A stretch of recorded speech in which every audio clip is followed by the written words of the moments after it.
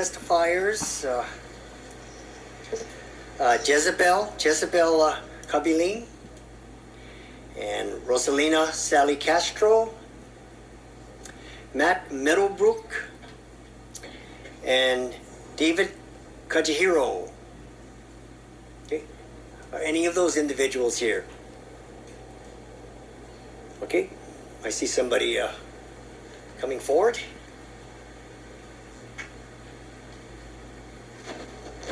Thank you. Matt Middlebrook with AirBnB.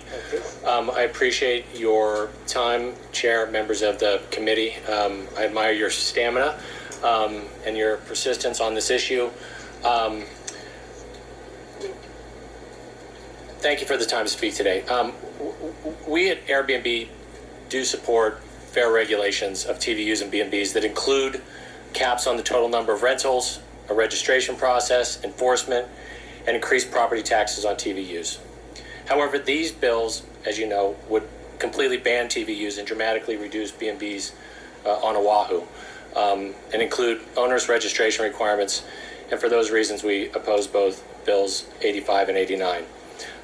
As proposed, the limited number of B&B permits will hurt local residents who share their own home to welcome visitors.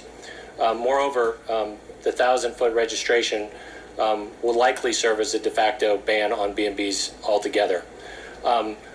Bill 89 would eliminate a crucial income stream for local residents who depend on renting their own homes to make ends meet.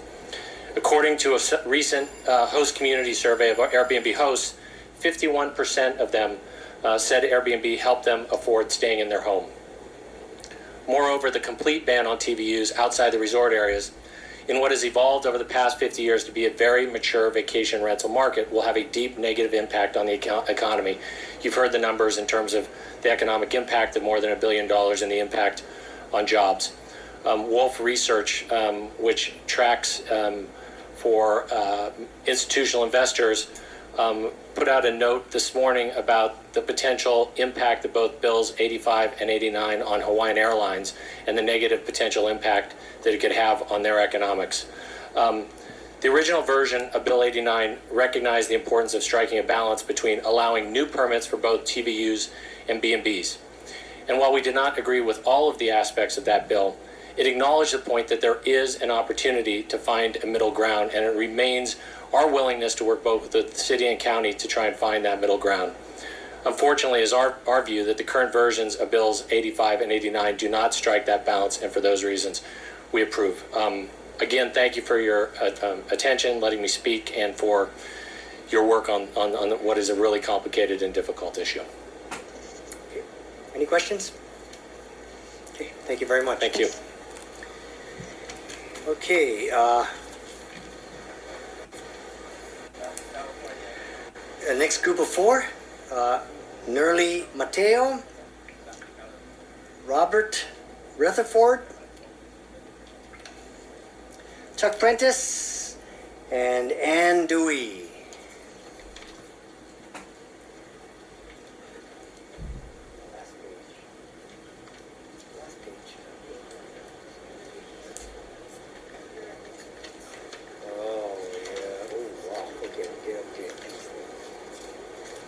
Okay, let's proceed. Let's see, who do I call? Nerly Mateo. Good afternoon, Council Member. I'm Nerly Mateo. I live in Manalo. I work at Waikiki Restaurant Hotel as a housekeeping. I'm proud member of Local 5. I support 8589 CD2 introduced by Ron Menor and Johnny Manahan. I thank you so much for open for this bill. First, civil council member. This bill is really support for all of hotel workers, especially me. I'm a single parent for 2 kids. If I on-call on my job to the hotel, I cannot pay my mortgage. I like my house to stay so my kids, when they come home because they're serving for our country, both of them is military.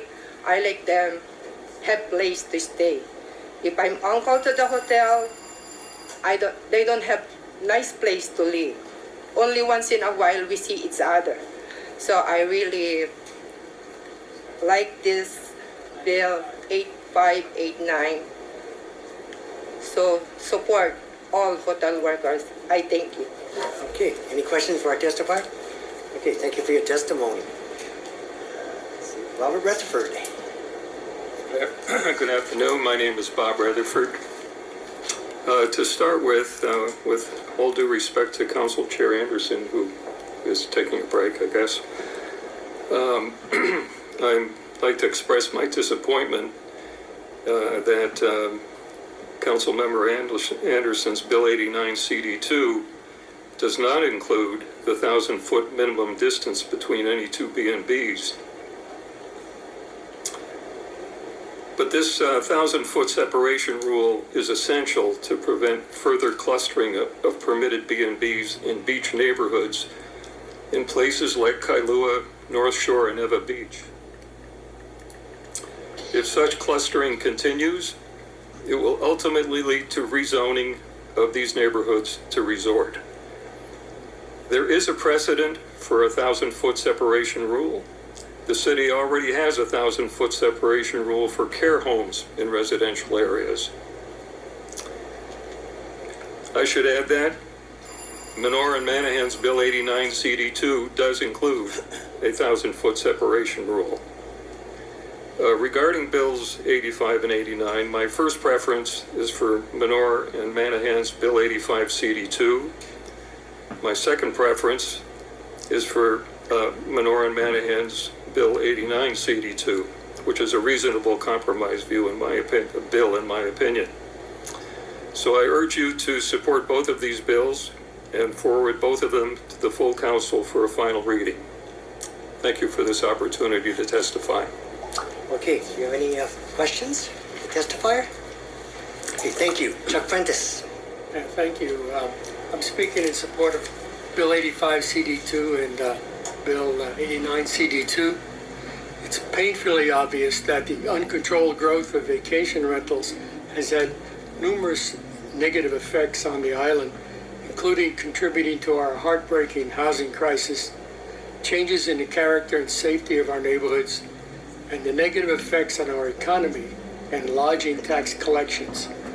Both the Hawaii Tourism Authority and the State Department of Business, Economic Development and Tourism reported that the state economy has suffered since we are receiving less per tourist than we did 10 years ago, even though the national economy has been growing since the Great Recession of 2008.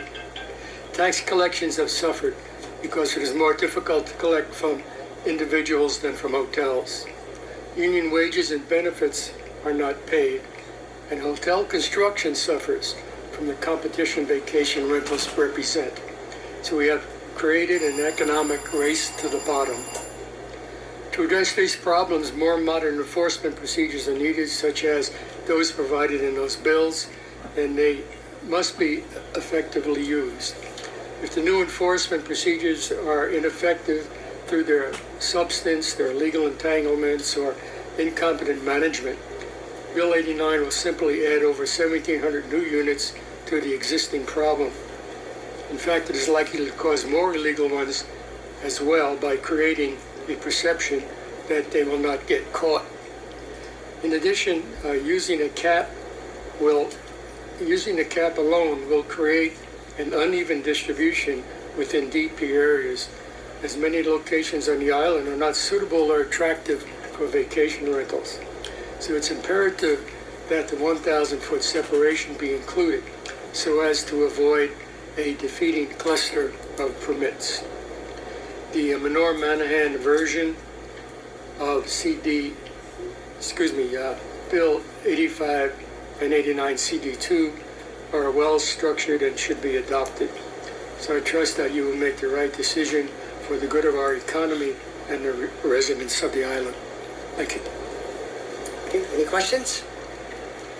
Okay, thank you very much. All right, we will call our next